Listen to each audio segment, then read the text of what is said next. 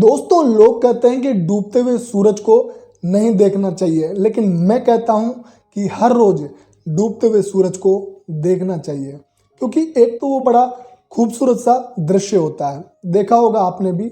और दूसरा इसलिए कि हमें ये पता चल पाए कि दिन भर पूरी दुनिया को प्रकाश देने वाले सूरज को भी रात के अंधेरे को राह देनी पड़ती है, छिपना पड़ता है।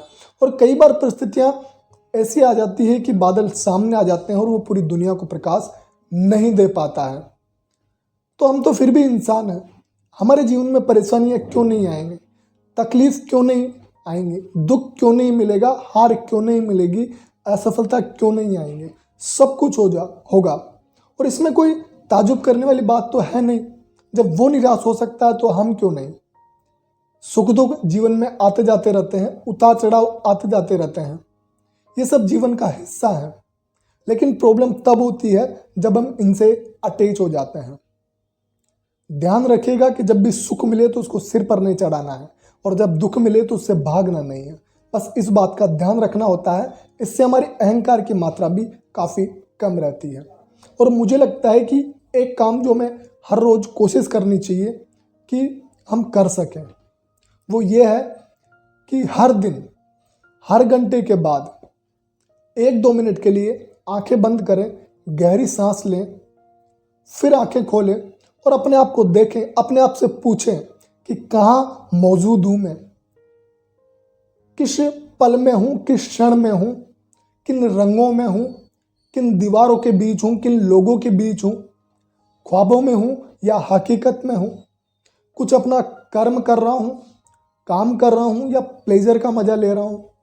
और अगर मैं कुछ काम कर रहा हूं तो क्या मैं उस क्षण उस पल अपना 100% उस काम में दे पा रहा हूं। अगर मैं मस्ती कर रहा हूं तो क्या मैं उस क्षण उस पल 100% उस पल को एंजॉय कर पा रहा हूं। और अगर मैं उस क्षण उस पल 100% वहां मौजूद नहीं हूं तो समझ लीजिएगा कि अभी मैं जीवन से दूर हूं, क्योंकि जीवन इस पल में है, इस क्षण में है।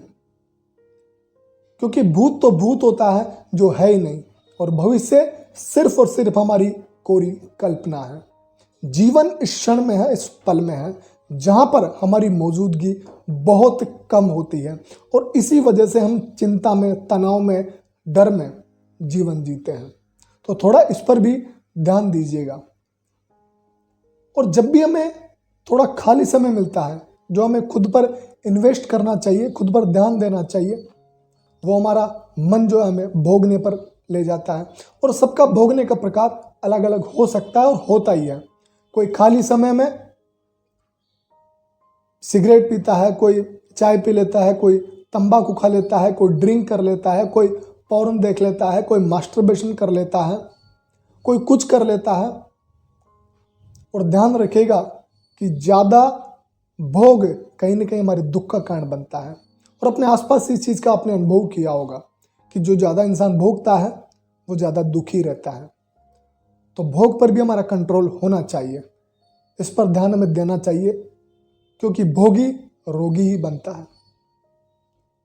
जब तक हमारी इंद्रियां हमारे वश में नहीं होगी, हमारी अवेयरनेस 100% हम प्रेजेंट मोमेंट में नहीं होंगे, तो कहीं ना कहीं भोग हमारे जीवन में बढ़ेगा, फिर दुख भी बढ़ेगा। तो थोड़ा जब भी खाली समय मिले तो इस आत्मा को, इस मन को चैन और सुकून और शांति देने के लिए कुछ हम काम कर सकते हैं।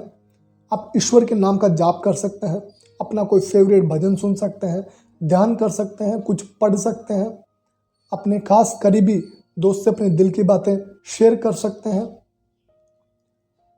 कुछ अच्छा लिख सकते हैं।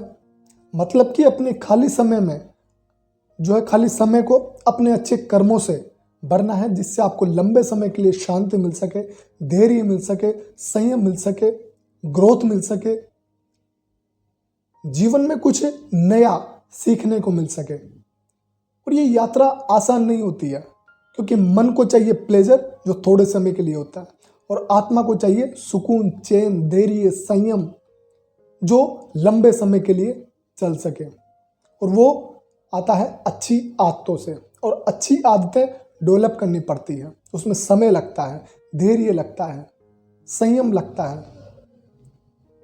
लेकिन हो जाती हैं। तो इस चीज़ का हमें ध्यान रखना होता है।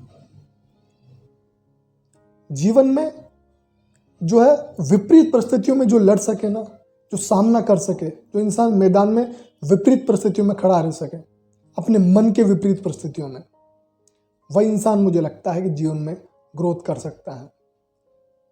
और हार मिले या जीत मिले, सफलता मिले या असफलता मिले, ये सब बात की बातें हैं, लेकिन इस क्षण में, इस पल में हमारी मौजूदगी रहे कि हम क्या कर रहे हैं वो हमें पता रहे, और उसके लिए हमें संघर्ष जारी रखना है।